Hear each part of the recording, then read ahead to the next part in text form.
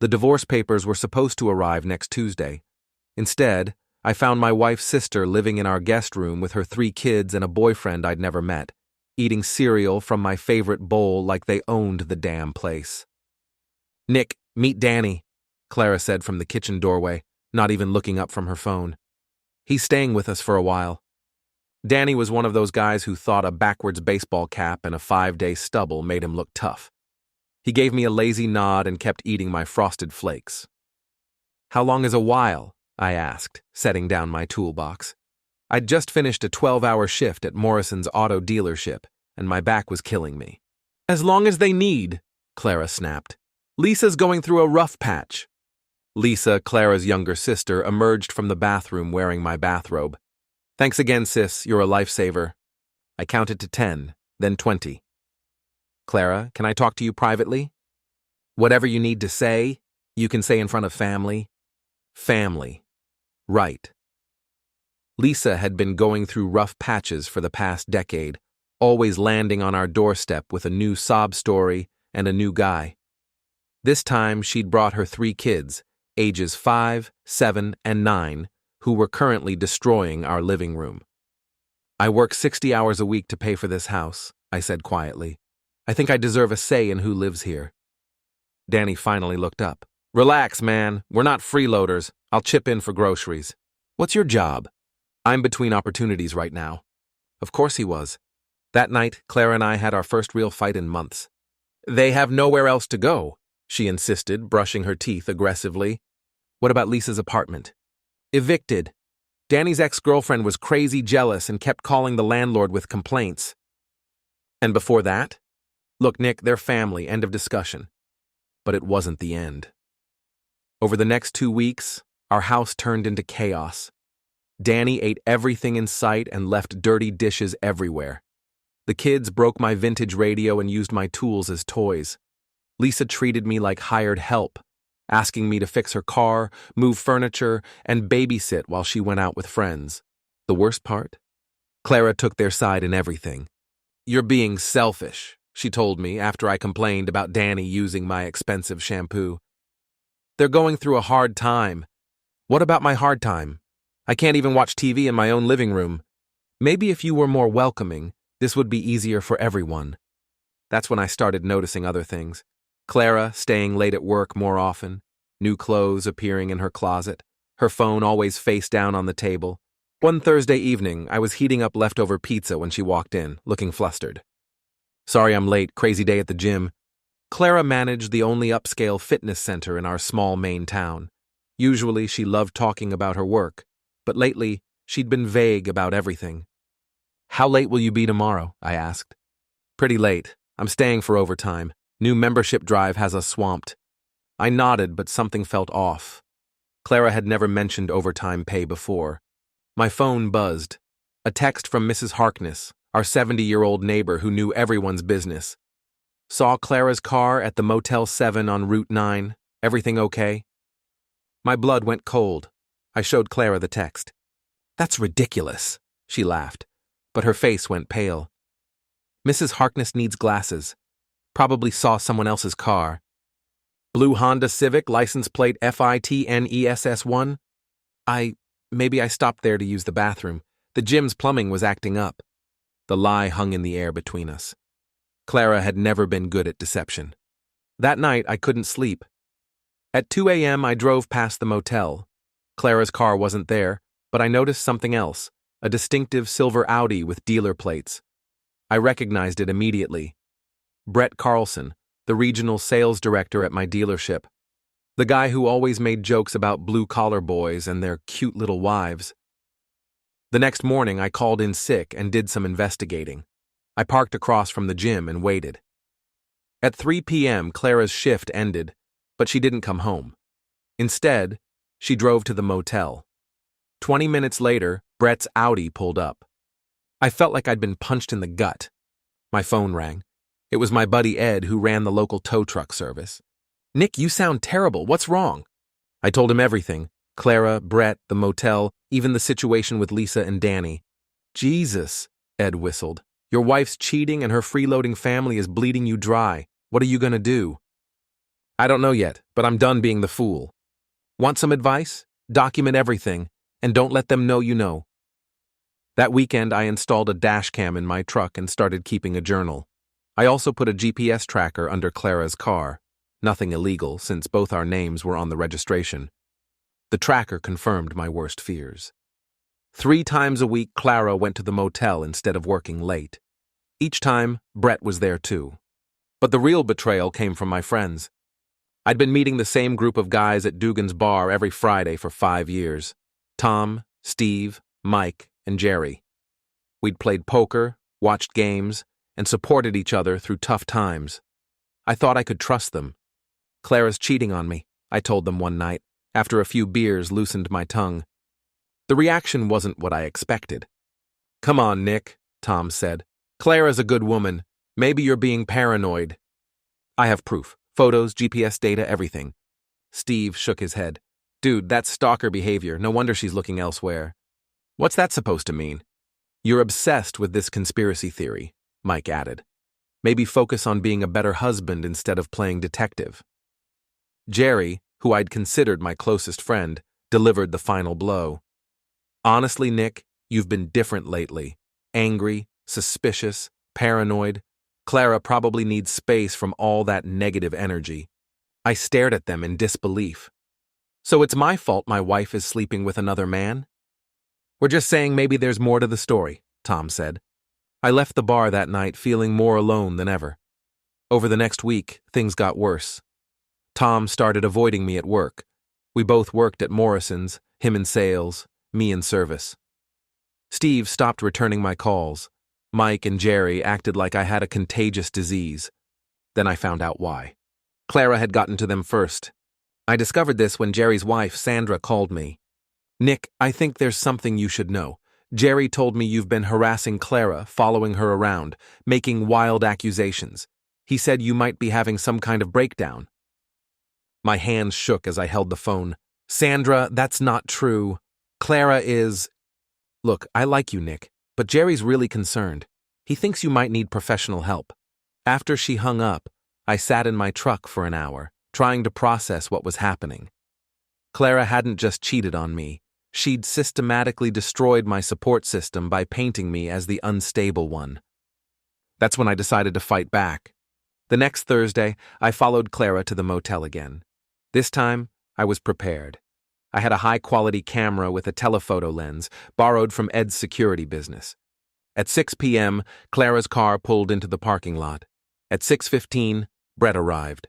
At 6:30, I had crystal-clear photos of them entering room 14 together. But I didn't stop there. I waited 2 hours, then knocked on the door of room 12. Excuse me, I told the elderly man who answered. I'm a private investigator working on a case. Would you be willing to sign an affidavit stating what you witnessed tonight? The man, whose name was Harold, was happy to help. Apparently, the young couple next door had been carrying on like teenagers loud enough to wake the dead. I had my evidence. Now I needed a plan. The confrontation happened the following Friday at Dugan's bar. I'd sent anonymous messages to Tom, Steve, Mike, and Jerry, telling them to meet me there for an emergency. They showed up reluctantly, clearly uncomfortable. What's this about, Nick? Tom asked. We told you we don't want to get involved in your marriage problems. My marriage problems? I pulled out a manila envelope. You mean these marriage problems? I spread the photos across the table. Clara and Brett entering the motel. Clara and Brett kissing in the parking lot. Brett's hand on Clara's ass as they walked to the room. The silence was deafening. Holy shit, Steve whispered. There's more, I said, pulling out Harold's signed statement and printouts of the GPS data. 3 months of evidence. While you guys were telling me I was paranoid, my wife was screwing my coworker. Mike's face went red. Nick, we had no idea. Bullshit. My voice was deadly calm. You had every opportunity to believe me, to support me, to be actual friends. Instead, you chose to believe her lies and make me feel crazy. She said you were following her, Jerry protested. She was scared. She was scared of getting caught, and you idiots helped her cover it up. Tom tried to salvage the situation. Look, we're sorry. We should have listened. No. I stood up, gathering my evidence. You made your choice, you picked sides, now live with it. Come on, Nick, we're friends. I laughed, but there was no humor in it. Friends don't gaslight friends. Friends don't help cheating wives destroy their husbands' reputations. You're not my friends, you never were. Jerry reached for my arm. Don't do anything stupid, man. Think about your future. I shook him off. My future? You mean the future where my wife empties our bank account and takes half of everything I've worked for? The future where she gets to play victim while I'm the crazy, controlling husband? That future? What are you going to do? Steve asked nervously. I smiled for the first time in weeks. I'm going to win. The next morning, I put my plan into action. First, I moved our savings into a separate account, legally, since I was a joint account holder. Then, I changed the locks on the house.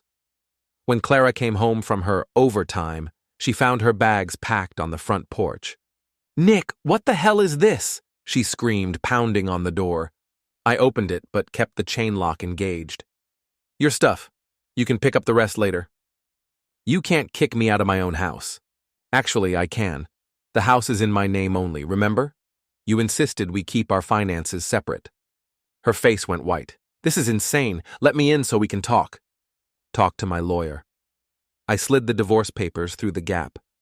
You're being served. Nick, please, I can explain everything. Explain it to Brett. I'm sure he'll be very understanding. But the real revenge was still coming. That afternoon, I drove to Morrison's dealership and asked to speak with the general manager, Mr. Morrison himself. I have something you need to see, I told him, handing over a different envelope.